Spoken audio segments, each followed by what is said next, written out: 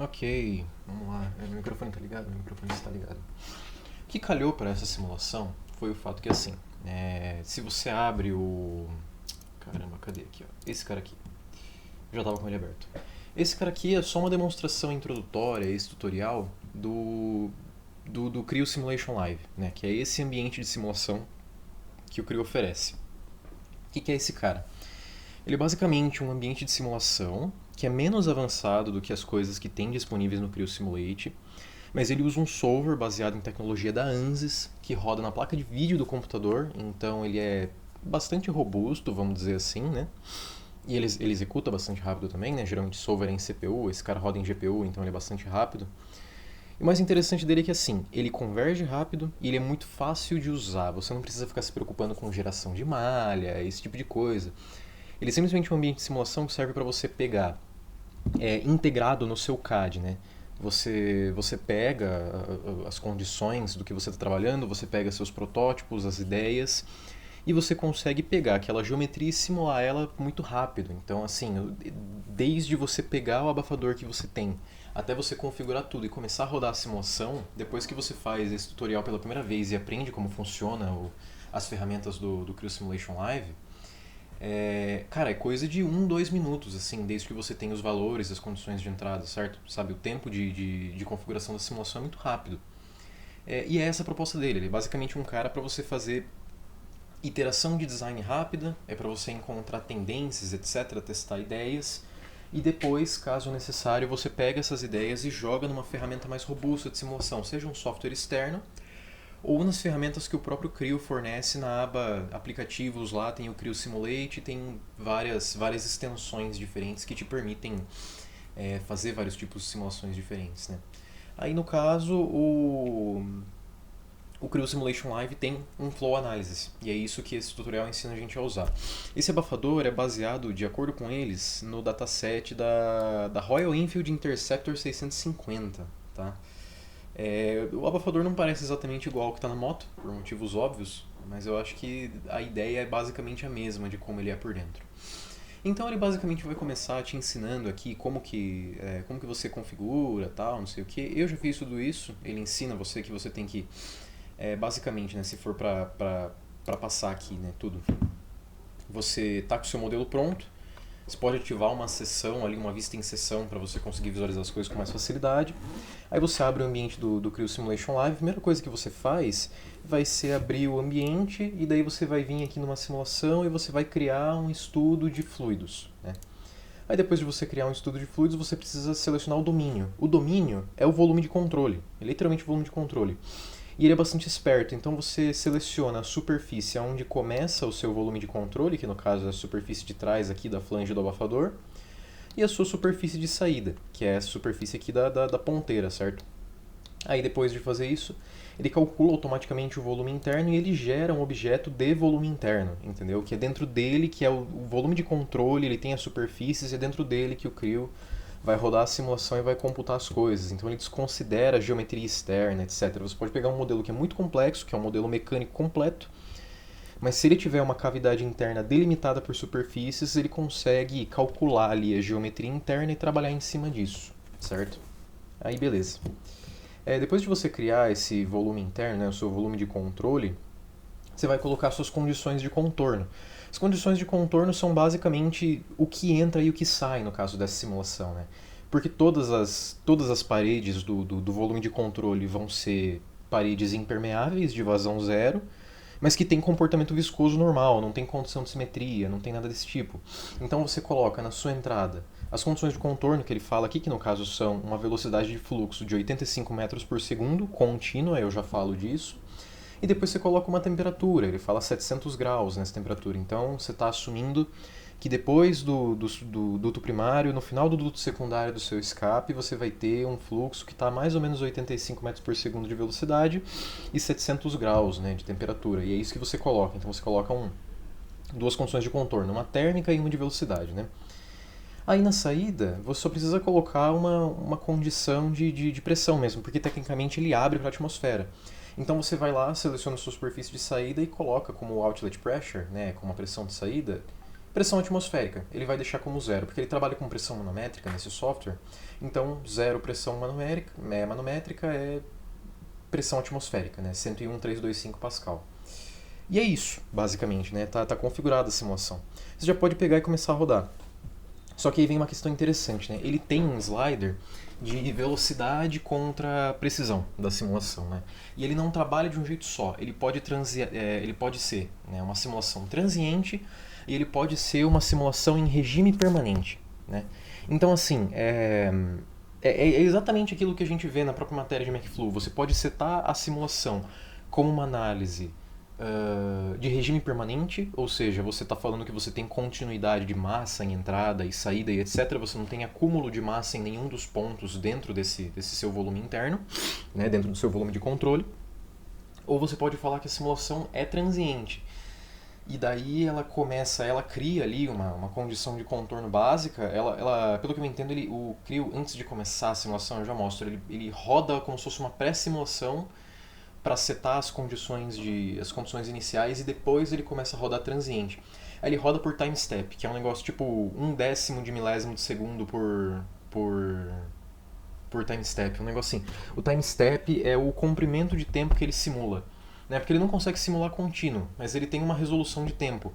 Então cada quadro é uma simulação separada que ele equilibra, converge e parte para o próximo passo, né? Até ele criar um comportamento ao longo do tempo. Então ele tem uma coisinha aqui que ele mede, ó. Se eu vier para cá, essa simulação está setada como transiente, ela está pausada, eu posso despausar a simulação. Inclusive tem que vir para cá, ó. E agora, ó, você pode ver que está tudo se mexendo, ele está rodando aqui. Aqui ele simulou 0,04 segundos, então ele simulou 40 milissegundos do fluxo aqui dentro, no tempo todo que eu deixei rodando. Ele não é muito rápido. E eu não tô na configuração como é que fala? Não tô na configuração de resolução mais alta, tá? Eu tô numa configuração de resolução relativamente baixa, na verdade. Se você joga essa configuração de resolução muito baixa, e isso, pelo que eu entendo, tem a ver com a geração automática de malha dele, porque esse cara não tem geração de malha explícita, mas ele com certeza tem uma malha, né? Ele tenta gerar uma malha tão grossa em configurações mais baixas de resolução que essas câmaras internas, essas chapas, etc., o mesher não pega. Aí elas deixam de existir. Aí o fluxo passa varado aqui por dentro e daí a simulação deixa de fazer sentido, entendeu? Aí conforme você aumenta a resolução, você começa a ver que a vorticidade fica mais definida, que fica mais granular, você consegue ver os detalhes com mais facilidade e o resultado da convergência também muda. Mas pelos testes que eu fiz, você consegue capturar uma tendência geral. Isso é uma coisa que eu mostrei aqui, tá? Cadê? Aqui, Simulation Pro, esse cara tá duplicado. Ele tem aqui em algum lugar, eu coloquei aqui, ó, diferença de resolução. Esse daqui foi executado com qualidade no máximo, tá? Então se você vir e dar uma olhada... Oh, meu Deus do céu. Ai, caramba. Se você vir e dar uma olhada, ó, você vê que é bem definido, né, a turbulência. Você consegue ver particularmente aqui, você consegue ver o ar recirculando e etc. Ver todos os caminhos com bastante detalhe. E se eu parto para uma que está numa resolução menor, você consegue ver a diferença de definição, tá vendo? Principalmente presta atenção aqui tipo, na região de dentro do bocal de saída. Ó. Qualidade no máximo e qualidade perto do mínimo. Não no mínimo, porque senão a simulação quebra e não tem separação entre as câmaras mais na malha que ele gera. Que você não consegue ver, mas dá para perceber pelo resultado da simulação. Né? Então você consegue ver que tem uma diferença. Mas você ainda captura a mesma tendência geral. Ó. Você vê que tem uma oscilação forte aqui, né? Só que, estamos girando em torno de 250 metros por segundo na saída. Aqui a gente está girando também em torno de 250 metros por segundo, mas a oscilação e a amplitude da oscilação é diferente. Justamente porque a resolução está diferente, mas ele converge mais ou menos a mesma coisa, tá? Entre esses dois, a única diferença é a resolução da simulação. Enfim, voltando para cá, tem essa questão da qualidade e também tem a questão que você pode setar ele como transiente e como regime permanente, certo? Então assim, eu posso mostrar a diferença para vocês rodando a simulação de fato, tá? Mas basicamente transiente, você consegue ver a diferença, é mais fácil mostrar do que explicar. Posso vir aqui e desabilitar o modo transiente, ó, e daí você vai ver que ele basicamente ele vai demorar um pouquinho, e daí ele vai começar a aparecer as coisas. Se eu colocar aqui como superfície composta em metro por segundo, ó, repara no jeito que ele faz. Ele encontra o regime permanente do fluxo, e a ideia é que ele vai convergir isso com o tempo. Tá? Até chegar numa coisa constante. Tanto que, por exemplo, ó, eu não consigo gerar um gráfico de velocidade, porque teoricamente o que ele está mostrando na sua tela é a solução do problema, entendeu? Isso aqui é considerado regime permanente, então só existe uma solução de entrada ou uma solução de saída. Teoricamente está convergido, entendeu? Então assim, ele vai refinando o resultado da simulação. Ó, pode ver que não tem tempo aqui simulado, ele vai refinando o resultado até chegar numa condição de equilíbrio. Só que aí tem um porém, pode ser que ele não chegue em uma condição de equilíbrio, tá? Às vezes ele converge, às vezes não. E não tem muito como saber, né? Eu também não deixei o programa rodar por muito tempo, por horas, para ver o que acontece. Pode ser que realmente ele vai convergir em uma coisa permanente que não oscila tanto mais. Mas o ponto que eu quero chegar é que na configuração não transiente, ou seja, steady state ou regime permanente, ele vai encontrar uma solução e ele vai refinar a solução. É isso que ele está mostrando para você. Aqui parece que ele convergiu, ó, que ele parou. E não está pausada a simulação. Parece para mim que ele parou, né, que ele encontrou aqui uma solução geral. Agora, se eu venho aqui e eu habilito o modo transiente, olha só, você consegue ver que ele faz uma pré-solução. Se eu colocar aqui em composto, ele faz uma pré-solução e daí ele começa a fluir de verdade, tá vendo? Aí ó, você consegue ver o desenvolvimento do fluxo, consegue ver o desenvolvimento da simulação com o tempo, ao longo do tempo. Aqui eu consigo mudar a escala pra gente ver melhor o comportamento. Ó. Tá vendo? Eu tenho, se eu alinhar minha vista com um plano de Datum aqui, acho que é o plano frontal, você consegue ver... Opa! Mandei ele gerar um direction field, eu acho que ele não vai... Ou vai? Tá mais travado porque eu tô gravando também, né? Tem essa questão, eu não sei o quão boa a gravação vai ficar quando ele tá rodando as coisas no fundo. Ele não conseguiu gerar aqui. Vou até desabilitar. Mas você consegue ver o desenvolvimento do fluxo. Vai chegar uma hora que essa velocidade inicial vai sair aqui por dentro, sabe? E ela vai chegar do outro lado e você vai conseguir ver o desenvolvimento do fluxo com o tempo, né? Aqui ele simulou papo de 1 milissegundo, sabe? Então demora bastante tempo para isso chegar numa solução, né? E chegar numa solução também é uma coisa meio arbitrária de se dizer com esse cara. Você também consegue ver aqui, ó, que ele joga num gráfico, porque eu coloquei um probe aqui, né? Coloquei um ponto de análise. Ele basicamente vai pegar a propriedade que eu coloquei, eu setei ele como velocidade em metro por segundo, e ao longo do tempo, ó, aqui a gente está em 2 milissegundos e meio, quase 3 milissegundos, ele está plotando o valor de velocidade naquele ponto ao longo do tempo. E você consegue ver o fluxo do ar, você consegue ver a turbulência se formando e os pulsos, não os pulsos, mas a turbulência viajando em tempo real, sabe? Eu vou pausar a simulação aqui porque eu não sei o quanto isso está pesando na gravação, né, porque está tudo rodando na placa de vídeo, mas enfim. Peraí, deixa eu pausar num quadro que ele não está bugado. Pronto, aí fica com uma solução na tela. Beleza. Isso aqui é uma solução de 3 milissegundos, que não está solucionada de verdade, não convergiu, não chegou em nada, mas é válido para a gente mostrar o restante das coisas, né? Continuando aqui, então existe essa diferença entre o transiente e existe essa diferença, né, com o steady state. Aí no caso, todas as análises aqui eu rodei como transiente, mas existe mérito em você rodar tanto steady state quanto transiente para você puxar certas coisas diferentes, tá? Então ele vai mostrar aqui todas as formas diferentes de você analisar os resultados. Então você pode criar um direction field, ó. Um direction field, ele é um campo de direções, ó. Tá vendo aqui, ó? Esse cara eu consigo pegar ele aqui como fluid object e eu consigo fazer, ó, um sweep para eu ver as velocidades. Aqui ele está plotando velocidade, certo? Velocidade é o único que ele consegue plotar, né? Aí eu consigo ver aqui o desenvolvimento ao longo do comprimento da coisa toda, né? Ou eu consigo pegar esse cara e girar ele, ó. Consigo girar ele para cá, 270 graus mais ou menos. E aí eu consigo desligar os resultados e eu consigo ver aqui, basicamente uma vista em corte do caminho do fluxo, sabe? Isso é o Direction Field que ele mostra. Ele é muito útil para você analisar as coisas. Depois você consegue criar o Point Probe, não sei o que, aqui ele está mostrando pressão, etc.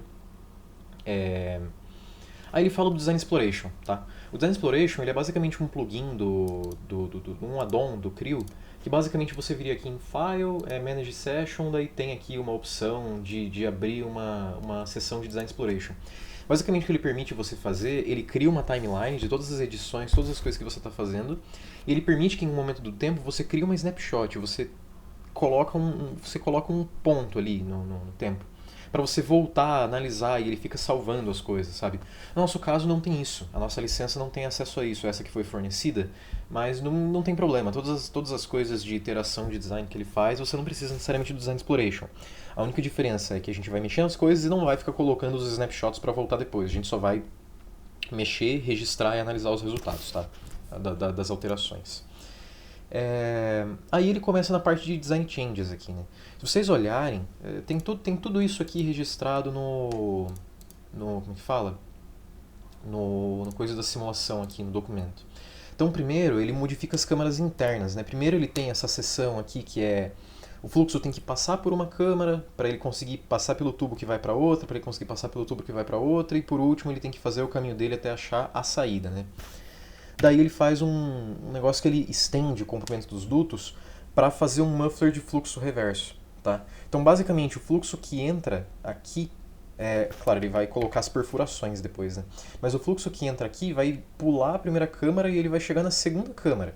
Aí da segunda câmara ele vai ter que fazer a volta para a primeira, depois da primeira ele tem que ir para a terceira e daí da terceira ele sai, certo? Então a gente chama esse estilo de abafador de reverse flow ou fluxo reverso, né? Então basicamente por que fluxo reverso? Porque o fluxo tem que vir e ele tem que trocar de direção completamente, fluir na direção contrária da que seria estimada não, mas imaginada para entrada e para saída. Depois ele tem que ir, e você percebe que nesse caso o fluido tem que percorrer um caminho muito maior para ele conseguir sair do abafador, certo? Enquanto aqui é um caminho bem menor, é um caminho mais direto, eu só faço o zigue-zague aqui e eu saio. Então com essa configuração o fluxo faz um caminho menos direto, mais comprido. E daí a gente entra no conceito de dwell time, né? do tempo que o fluido fica dentro do abafador e como isso contribui para absorção de energia e etc, para o abafamento do som de fato. Mas isso eu vou falar depois lá no final. Aí você tem os resultados, a comparação dos resultados entre as câmaras internas antes e depois da modificação. Aí eu mostro a temperatura, você vê que a distribuição de temperaturas muda completamente, ó, que, né, cada vez que ele ricocheteia e ele tem que fazer uma volta, mais alguma coisa assim, ele perde energia. Conforme ele perde energia, ele perde temperatura. Então você olha aqui, o ar que está entrando a 700 graus Celsius está saindo a, vamos dizer, aqui cento e poucos graus Celsius, certo? Aí aqui tem a distribuição de pressões, ó, e você vê como o gradiente de pressão muda completamente. Se antes eu tinha uma pressão que caía gradativamente da primeira para a segunda para a terceira câmara, agora eu tenho uma pressão que ela é maior na primeira câmara, né, antes da primeira câmara, aí depois ela é menor na segunda, depois ela é menor na terceira e depois ela é menor ainda na quarta parte aqui, que no caso é a terceira câmara, tá? Eu falei errado.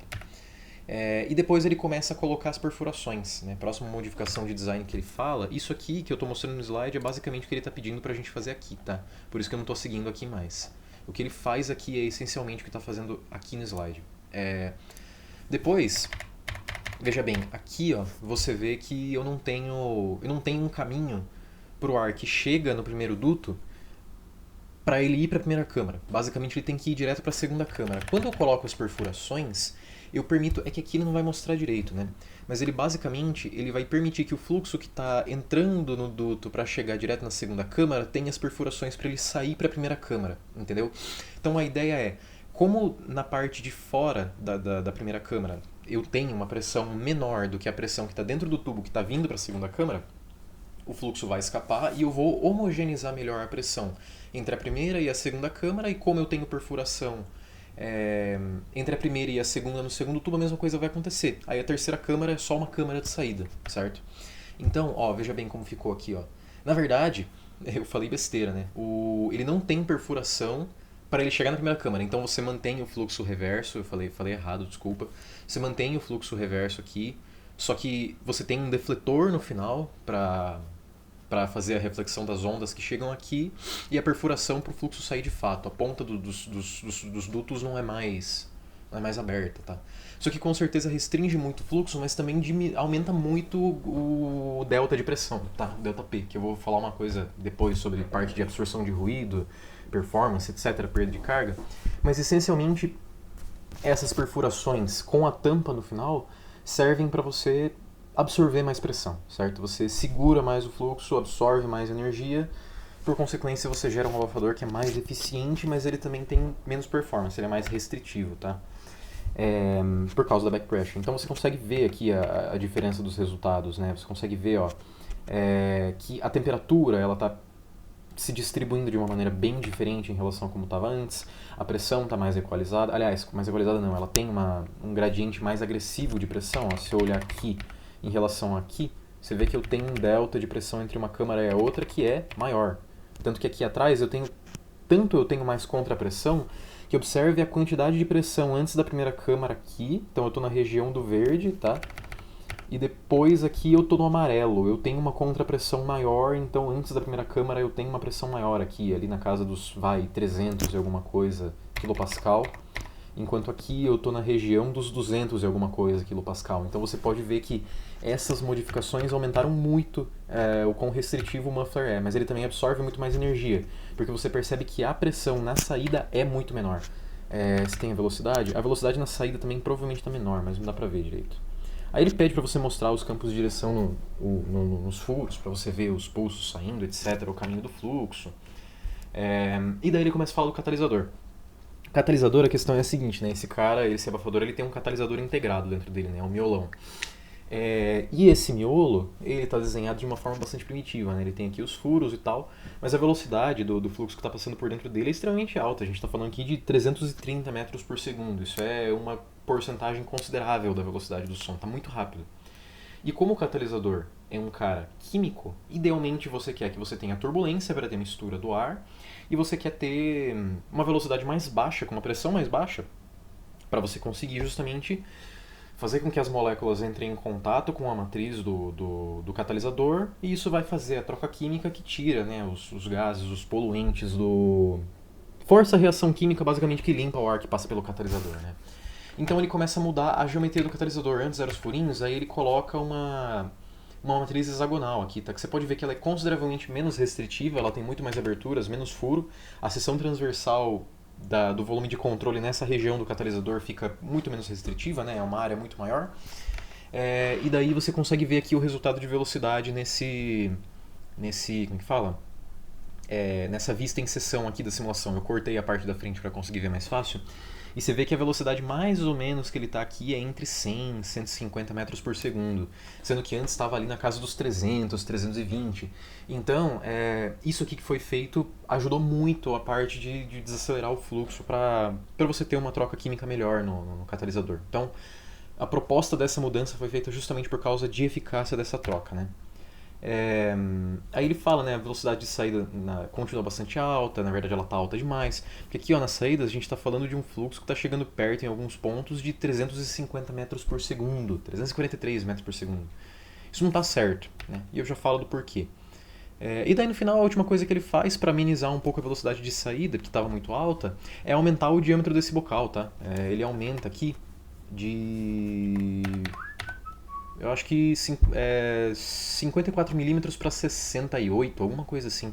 De 52 para 64, algo do tipo. Deixa eu ver se eu acho aqui. Aqui, ó, ele muda de 0,57 polegadas para 0,64 polegadas. Então, na verdade, ele está mudando de basicamente 14 milímetros e meio, que é bem pequeno.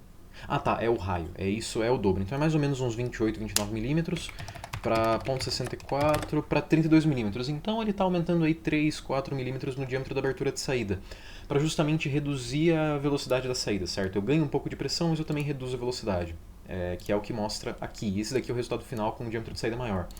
Daí eu coloco o sweep e tal. Esse aqui é um vídeo? Ou não? Não, esse daqui não é o vídeo. O vídeo é esse cara aqui, ó.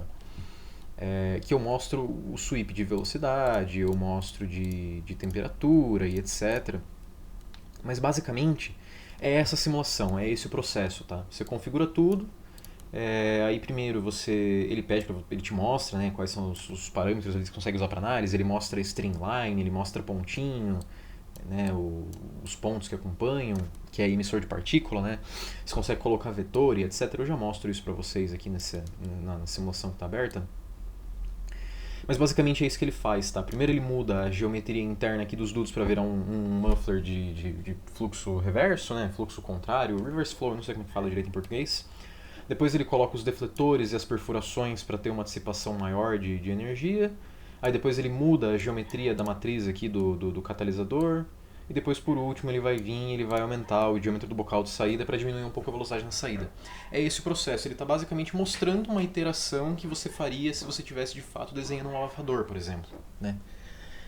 E daí vindo para cá, o ambiente de simulação, ele te dá vários jeitos possíveis de você ver esses resultados, né? Eu já mostrei aqui o Direction Field, mas olha só, por exemplo. Estou aqui numa vista em seção, eu vou colocar aqui na exibição sólida, desligar os objetos também. Eu posso colocar, por exemplo, Streamline. Streamline é linha de fluxo. É literalmente as linhas que o fluxo percorre, tá? Então eu consigo vir aqui e aumentar a contagem, diminuir contagem, ó, a grossura das linhas também, ó. Se eu coloco bem poucas, você consegue ver mais ou menos o fluxo, o caminho que o fluxo está querendo fazer, sabe? Basicamente. Depois eu posso colocar partículas também. Partícula é um negócio meio zoado porque ele é bugado. Partícula e vetor é bugado, tá vendo? Ó? Quando eu mexo a minha câmera, ele viaja de boa as partículas. Mas quando eu paro, ele desce para um frame rate, uma velocidade muito baixa. Então, isso aqui é um bug conhecido, tá, do Simulation Live, do Creo, inclusive não foi arrumado até a versão 11, que é a última que eu tenho aqui no meu computador. Tem reclamação no fórum da PTC disso, mas assim, o jeito fácil de você como que fala? Driblar esse bugzinho é você ficar mexendo a câmera. Mas eu consigo vir aqui nas partículas e eu posso, por exemplo, pausar a animação, tá? Pausei a animação, ficou travado aqui.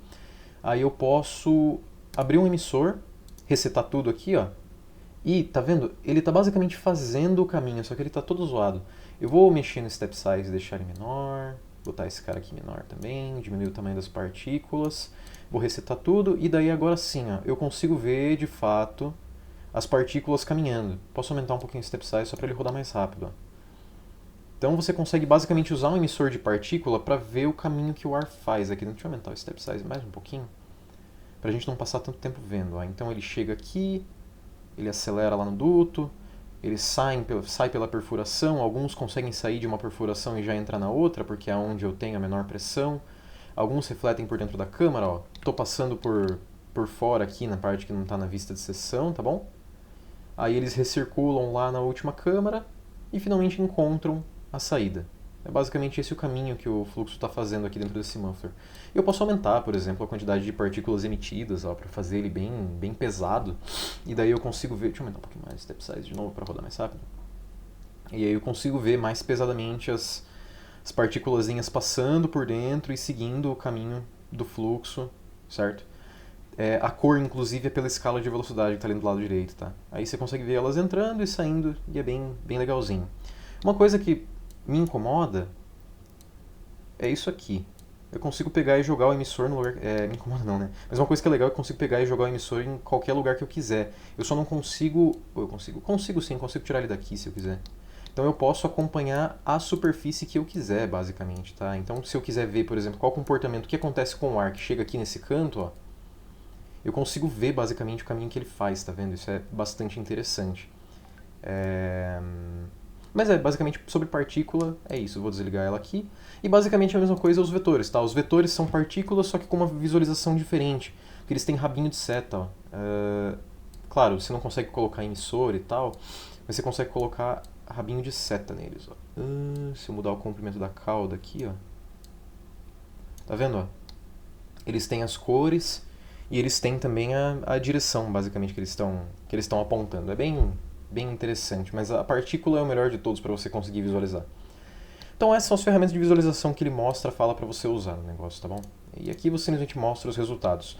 Dentre os resultados que eu consigo analisar, a gente pode ver velocidade, tanto a componente em X, né, que é para frente e para trás, quanto a componente em Y, que é para cima e para baixo, quanto a componente em Z, ou a soma vetorial dos três, que é a magnitude de velocidade real em qualquer direção. Você pode colocar a unidade que você quiser, e dele pode ser numa superfície inversa, que é a velocidade nas paredes do modelo, ó, tá vendo? Ele é meio esquisito, mas você vê que é a velocidade na parede do modelo.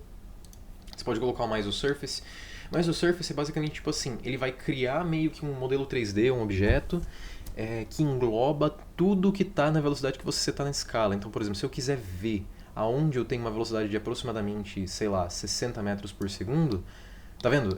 Esse volume são regiões que estão a 60 metros por segundo ou menos, entendeu? Ou na região de 60 metros por segundo. Tem o ISO Factor lá que ele não deixa você mexer, o fator ISO, que é basicamente o range de valores aceitáveis, né? Senão seria só um monte de pontinho. Aí eu consigo ver certinho onde estão as velocidades aqui e tal, e isso vale para os outros parâmetros também. Posso colocar valor máximo e posso colocar valor mínimo também, tá? E daí, óbvio, eu ajusto a escala aqui também para todos, tá? Aí, ó, tá vendo? E eu posso fazer a mesma coisa com temperatura, colocar aqui em Celsius e ver um composite, né, que ele é um volume, aí eu consigo ver a distribuição de temperatura ao longo do abafador, ó. Você vê que ele vai esfriando conforme ele chega lá no final. Deixa eu diminuir aqui a escala, ó.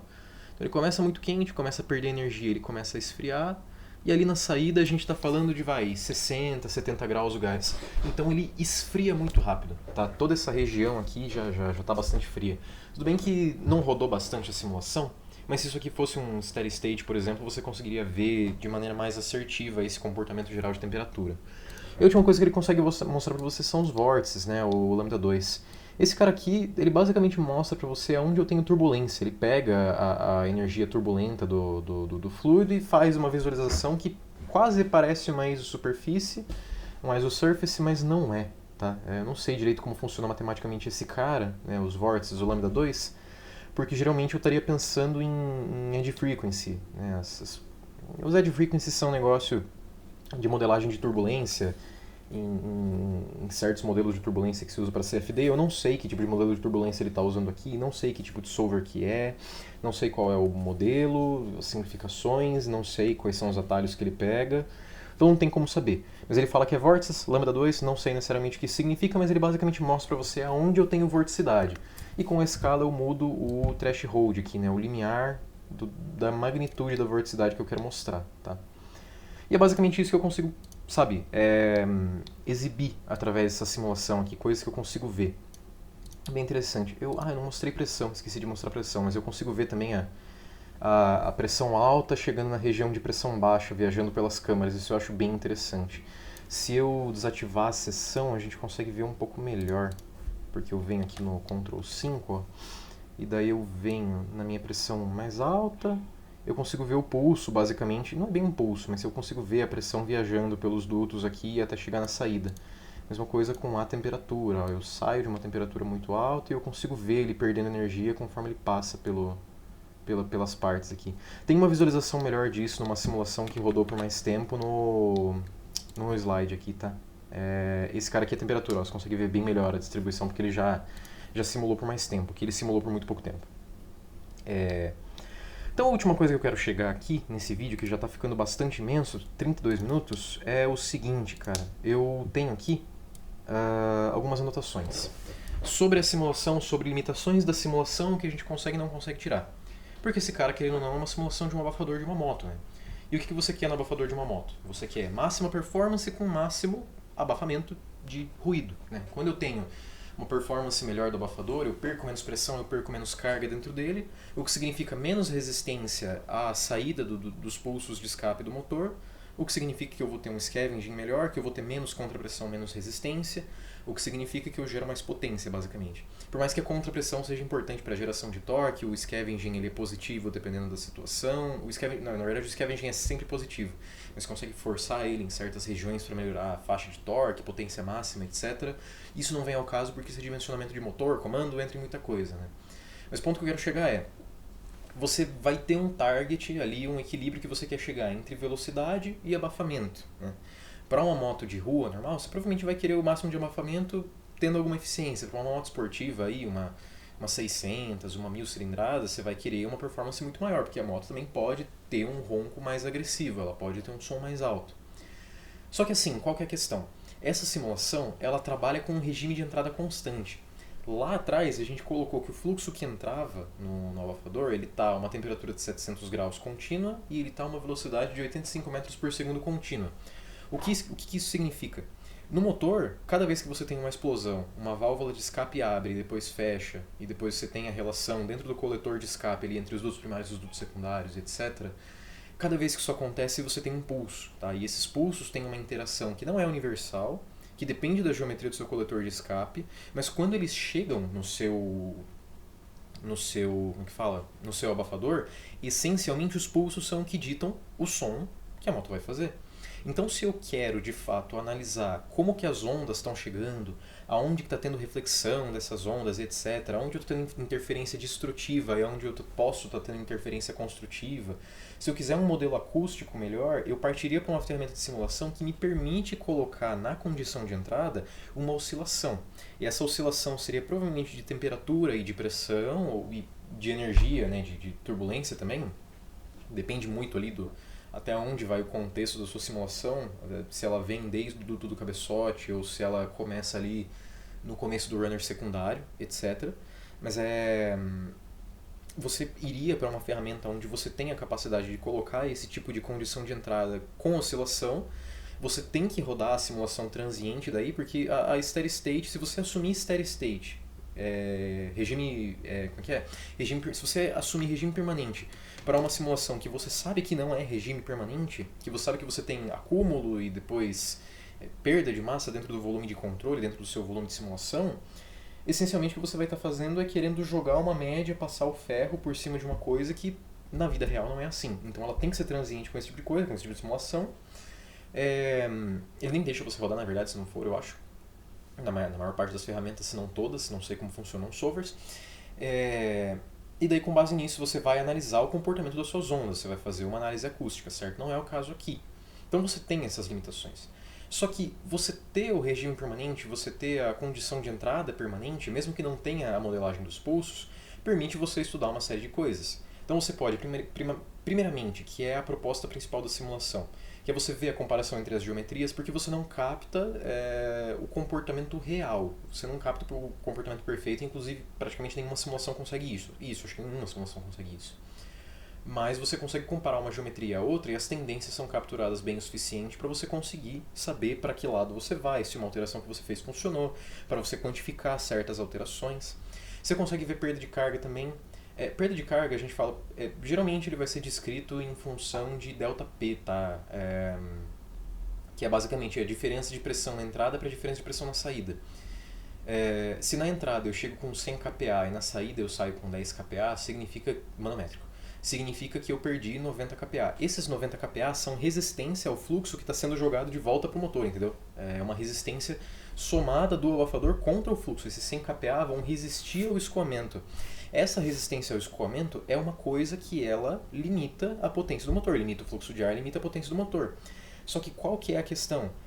Quando eu tenho um ΔP maior, quando eu tenho mais redução de carga, mais redução de energia do fluido dentro do muffler, eu estou absorvendo mais energia. Se eu absorvo mais energia, eu chego na saída com menos energia, minha pulsação chega com menor amplitude, menor agressividade na saída, e o meu som é mais baixo. Entendeu? Por isso que eu falo que tem que existir um equilíbrio entre performance e o abafamento, certo? Então, esse abafador, a gente caminhou para deixar ele cada vez mais restritivo ao longo da simulação. Então, primeiro você fez um fluxo reverso, e depois você colocou os defletores, etc. E isso aumentou muito a perda de carga, uma coisa que é perceptível se você pegar e olhar os resultados na escala de pressão, mas você também consegue dizer que ele abafa muito melhor o som, certo? Então eu consigo, nessa simulação, quantificar mais ou menos a tendência do quanto eu tendo a absorver mais ou absorver menos ruído dentro desse abafador através do ΔP, tá bom? E eu consigo ver regiões que têm tendência à recirculação, as regiões que têm alta turbulência, gradiente de pressão e a temperatura, ver como que é a distribuição de temperatura. Aqui, essa é uma simulação, ela é desacoplada em relação ao sólido, tá? Ela não tem dissipação de calor, dissipação térmica pro corpo do muffler. Se você fosse fazer uma simulação mais avançada, você teria isso, você teria os materiais lá e ele ia absorver o calor do gás e você consegue ver condução de calor conjugada, né? É conjugate heat transfer lá que fala. Mas essencialmente você consegue ver o comportamento do gás e o comportamento do fluido interagindo um com o outro em relação à temperatura. Porque você pode, por exemplo, a dissipação de calor no sólido faz com que talvez em algum ponto mais para frente a caixa, o abafador esteja mais quente do que o gás. E daí eu começo a esquentar o gás nas minhas últimas câmaras. Enquanto no começo o gás provavelmente vai estar mais quente do que o abafador. Então o abafador tem um efeito de esfriar um pouco o gás nas primeiras câmaras. Entendeu? Tem um equilíbrio aí. E isso altera um pouco os resultados também. Isso não é simulado aqui, né? Efeito de contrapressão do abafador, etc, esse tipo de coisa, não pode ser usado para modelar retroativamente o restante do escape por causa daquilo que eu falei. Eu não tenho pulsação, eu não consigo analisar a contrapressão com um valor real ali, porque eu vou ter um erro considerável, eu não consigo alimentar isso de volta no meu modelo, na minha simulação do motor, que nesse caso você provavelmente vai ter, tá bom? Então são essas algumas das limitações. Outra coisa, né? O fluxo é incompressível, tá bom? Aqui a gente está trabalhando com velocidades próximas ali de 300, 350 metros por segundo, e isso é uma porcentagem realmente considerável de Mach 1. Quando você começa a chegar perto de Mach 1, eu acho que é a partir de Mach 0.6, 0.7, alguma coisa assim, ou seja, 60, 70% da velocidade do som, o ar começa a ter efeito de compressibilidade, tá? Abaixo de uma certa velocidade, você pode considerar que ele não é compressível, é uma simplificação, certo? Acima de uma certa velocidade, o ar começa a se comportar de maneira compressível, porque a inércia é muito grande, a inércia associada, a energia associada é muito grande, então ele começa a conseguir comprimir em virtude das interações com o sólido, e daí o que acontece é que você tem uma falha de correlação entre a simulação e a vida real, basicamente, tá? Então, pode-se dizer que o fato do fluido ser incompressível nesse contexto aqui tem efeitos reais no sentido da simulação não ser tão precisa. Uma coisa que eu preciso dizer, eu não sei se ele é incompressível de fato, tá? Eu chuto que não, porque fluido compressível é uma coisa que aumenta muito o tempo de solução, aumenta bastante a complexidade do solver, etc. E eu não sei se esse solver tem isso. Eu procurei informações técnicas, não achei. Eu deduzo que não por causa de uma questão de simplicidade de iteração rápida, mas não sei, né? Então, por último, fica aquela conclusão do que a gente consegue observar de fato com essa simulação. Aquelas coisas que eu falei, o ΔP entre a entrada e a saída, a distribuição de velocidades lá dentro, a recirculação e a vorticidade, que tem a ver com o trade-off entre performance e abafamento. Quanto mais eu tenho recirculação, mais eu tenho turbulência e vorticidade, mais eu tenho dissipação energética. Quanto mais dissipação energética, menos ruidoso é as ondas que saem do meu escape, certo? Só que daí eu também estou perdendo mais carga, com a perda de carga eu perco performance, tá bom? Num sentido geral. Eu consigo ver os gradientes térmicos, eu consigo ver o dwell time do fluido, que é basicamente quanto tempo demora entre ele entrar e ele sair. Quando a gente colocou reverse flow, eu aumentei muito o dwell time, eu passei muito mais tempo com o fluido dentro. Quanto mais tempo eu passo lá dentro, mais energia eu perco, quanto mais energia eu perco, mais eficiente é o abafador. Eficiente não, mas é eficaz é o abafador. Você consegue ver a uniformidade da saída, que se ela estiver muito turbulenta, você vai... como que fala? Se ela estiver muito turbulenta na saída, você vai ter todas as questões ali analisar realmente a geometria de saída mesmo, tá? Se você tem você tem pouca uniformidade na saída, você tem vorticidade, você tem recirculação muito grande na saída, provavelmente tem alguma forma de você mudar o comprimento do duto, alguma coisa para estabilizar o ar e ter uma saída mais suave. Quando você tem uma saída mais suave, menos pulsativa, eu também tenho um som mais baixo, tá bom? A geometria da saída, a uniformidade do fluxo na saída é importante para você modelar como vai ser o som, tá? Só de você mudar o formato da ponteira ali, você consegue mudar mais ou menos o som. E oscilações induzidas por geometria, que é o último ponto que eu queria chegar. A simulação, a gente está rodando ela como transiente, né? Só que qual que é a questão? Se você deixa ela rodar por muito tempo e ela nunca converge, ou ela fica dando uma oscilação constante, significa que mesmo que a minha condição de entrada seja uniforme, a própria geometria força oscilações ao longo do tempo, entendeu? Então eu consigo avaliar, a partir da observação do meu comportamento a longo prazo da simulação, se a minha geometria força ou não força uma oscilação permanente, tá? Se ela convergisse em um valor contínuo, que é uma coisa muito difícil de se fazer, eu acho que não aconteceria com essa, depois de muito tempo rodando a simulação, e você visse no gráfico que ela está relativamente contínua a saída, seja em pressão, em velocidade, em temperatura, não importa, as três coisas são conjugadas, andam juntas de mãos dadas, mas essencialmente, se eu tenho continuidade, significa que a minha geometria não está induzindo oscilações. Nesse caso, tem bastante oscilação. Acredito eu que a geometria induz oscilações, mesmo que a entrada seja contínua, certo? Mas sobre a simulação é isso, tá? Eu tive que estudar bastante coisa para fazer tudo isso e montar essa análise, mas eu espero que ajude a gente a conseguir apresentar uma coisa pertinente lá na hora. Desculpa o vídeo comprido.